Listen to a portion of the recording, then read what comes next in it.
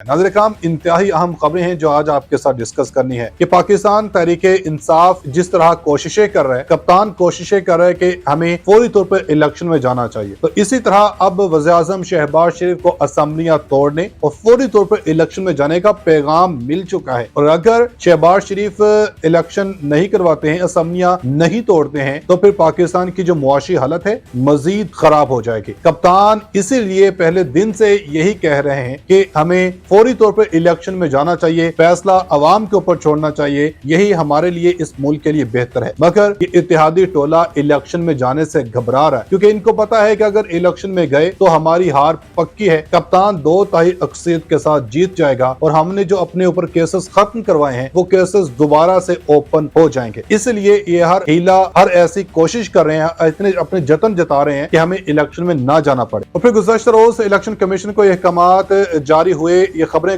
ज़ेरे गर्दिश रही कि इलेक्शन कमीशन को 10 अरब रुपए फंड्स जारी हो चुके हैं। और फिर हंगामी बुनियादों पर विफाकी काबीना का इजलास बुलाया गया, वो भी खातिर ख्वाह उसमें भी कोई फैसले ना हो सके, इलेक्शन के हवाले से कोई भी ऐसी स्टेटमेंट जारी ना हो सकी। अब जबकि सुबह तक का टाइम है, शहबाज शरीफ के ऊपर या तो तौहीन अदालत लगेगी या फिर इलेक्शन कमीशन को फंड्स और सिक्योरिटी दी जाएगी। अब ये फैसला शहबाज शरीफ ने करना है, तो शहबाज शरीफ के ऊपर अब नाअहली की तलवार लटक चुकी है। पहले तो पीपल्स पार्टी की जानब से ये धमकियां दी जा रही थी, बयानात आ रहे थे कि हमें चीफ जस्टिस के खिलाफ नहीं जाना, हम रेफरेंस दायर नहीं करेंगे, हम जो इंतखाबात में ताखीर बर्दाश्त नहीं करेंगे। इस तरह की जो स्टेटमेंट है ये पाकिस्तान पीपल्स पार्टी की जानब से जारी की गई। यहाँ तक कि ये भी कप्तान को जमान पार्क में ये पैगाम पहुंचाया गया कि हमें डायलॉग करने चाहिए, मिल बैठ कर हमें जो इस वक्त पाकिस्तान की सूरत हाल है इससे बाहर निकलना चाहिए। मगर स्पेशली मुस्लिम लीग नून ये चाहती है कि हमें इंतखाबात में ना जाना पड़े, हम अदालतों के टकरा लें, अदालतों से हम बगावत कर दें, अदालतों के सामने हम डट जाएं, क्योंकि पीछे नवाज शरीफ का लंदन प्लान है। वो यही चाहते हैं कि हम डट जाएं और ऐसी इस्लाहात लेके आएं कि चीफ जस्टिस के जो उनके पास जो अहकामात हैं, उनकी जो इस वक्त इख्तियारात हैं, इनको हम महदूद कर दें। मगर ये इनको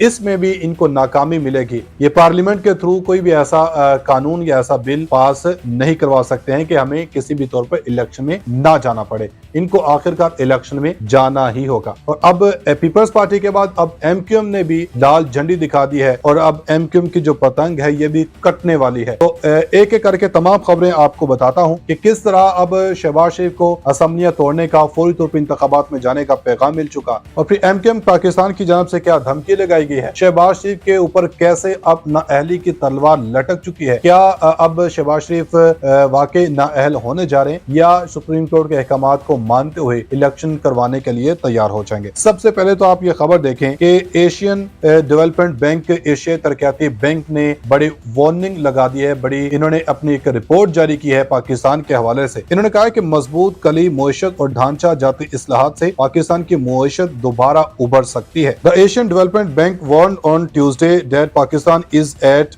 Dyer risk because of low foreign exchange reserve. A return to political stability with the formation of a new government after general election will improve business sentiment. यानी कि जितने भी जो सरमायाकारी है, जितने भी जो बिजनेसमैन है, उनकी जो एतमाद की बहाली उसी सूरत में मुमकिन है कि जैसे ही नई इस्लाहात होती हैं, यानी कि जनरल इलेक्शन होते हैं, तो जैसे ही जनरल इलेक्शन होकर नई हुकूमत आएगी तो उसी सूरत में ही सरमायाकारी पाकिस्तान के अंदर आ सकती है। जितने भी जो ताजर हैं, जितने भी जो बड़े बिजनेसमैन हैं, उनका एतमाद उसी सूरत बहाल होगा जब तक पाकिस्तान के अंदर जो इकोनॉमी और जो पॉलिटिकल स्टेबिलिटी नहीं आती है। तो ये अब बड़ा अहम पैगाम है इस इम्पोर्टेड हुकूमत को, विफाकी हुकूमत को, शहबाज हुकूमत को, कि अभी भी अगर ये इलेक्शन की तरफ नहीं जाते हैं तो पाकिस्तान का जो भट्टा है ये बैठना कंफर्म हो जाएगा। तो दूसरी तरफ नाज़रीन इकराम, पीपल्स पार्टी के बाद अब एमक्यूएम ने भी इस हुकूमत को अब धमकियां लगाना शुरू कर दी हैं। अब लाल झंडी दिखा दी है कि अगर हमारी मुतालबात ना माने गए, हमारे साथ जो डील की गई थी, हमारे साथ जो एग्रीमेंट हुआ था, उसके ऊपर अगर अमल दरामद ना किया गया तो फिर उल्टी गिनती शुरू हो जाएगी। इस हवाले से खालिद मकबूल सिद्दीकी ने शहबाज हुकूमत को, विफाकी हुकूमत को ये धमकी लगा दी है। इन्होंने कहा कि हमें दुरुस्त गिन लें इससे पहले कि उल्टी गिनती शुरू हो जाए। खालिद मकबूल सिद्दीकी ने कहा कि कई बार कह चुके हैं कि इस शहर से मुज़ाकरात करें, اس ملک کو اگر کوئی بچا سکتا ہے تو وہ کراچی ہے۔ اب IMF کی طرف یہ دیکھ رہے ہیں۔ تو ان کی جانب سے کہا گیا کہ پورے ملک کو کوئی ٹیکس دے رہا ہے تو وہ کراچی ہے، حقیقی باشندے ہیں، لیکن ایک بار پھر اس شہر کے خلاف سازش ہو رہی ہے۔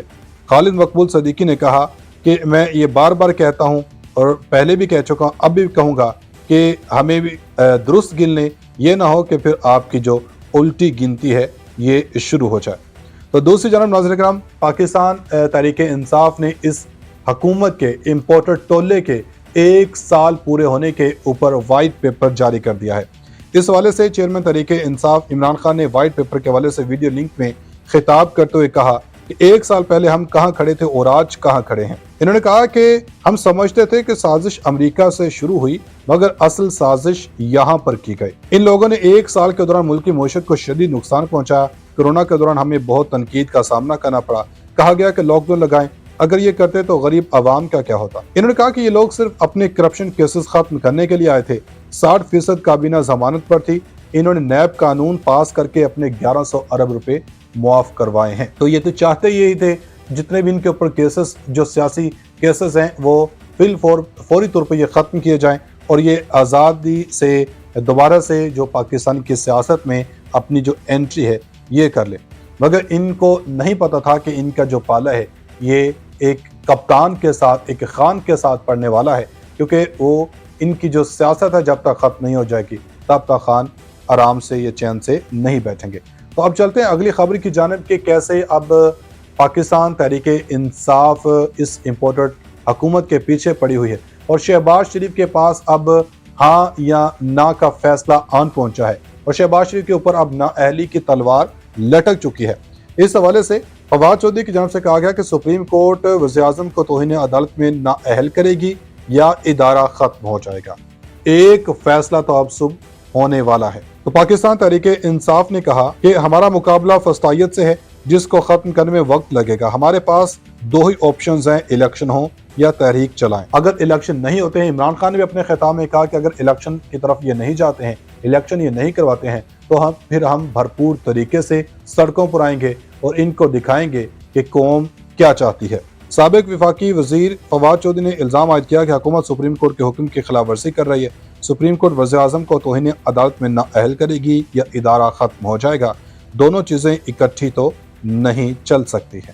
تو اب اس میں دیکھنا یہ ہے کہ سپریم کورٹ، کیونکہ چیف جسٹس آف پاکستان نے بھی ہنگامی ملاقاتیں کی ہیں، جتنے بھی سینئر ججز ہیں جو بینچز کا حصہ تھے، جو بینچز سے علیحدگی بھی اختیار کر لی، ان سے بھی چیف جسٹس نے باقاعدہ علیحدہ ملاقاتیں کی ہیں اور یہ مشاورت کی ہے کہ آیا سپریم کورٹ کے جو احکامات ہیں ان کے اوپر کیسے عمل درآمد کروایا جائے اور آئین کو کیسے بچایا جائے، کیونکہ جج چاہے کوئی بھی ہو، جتنے بھی ججز ہیں ان کا ابھی تک یہ بیان نہیں آیا ہے کہ 90 دن کے اندر الیکشن نہیں ہونے چاہیے۔ ان کا صرف اور صرف یہی مطالبہ ہے، یہی اختلاف رہا ہے کہ فل کورٹ بینچ ہونا چاہیے۔ تو یا تو اب چیف جسٹس آف پاکستان اس کے اوپر مشاورت کے بعد فل کورٹ بینچ بنائیں گے یا مزید اس میں جو بینچ ہیں، مزید ججز جو ہیں وہ اس بینچ میں شامل کر کے اس کے اوپر اب پھر فیصلہ سنایا جائے گا۔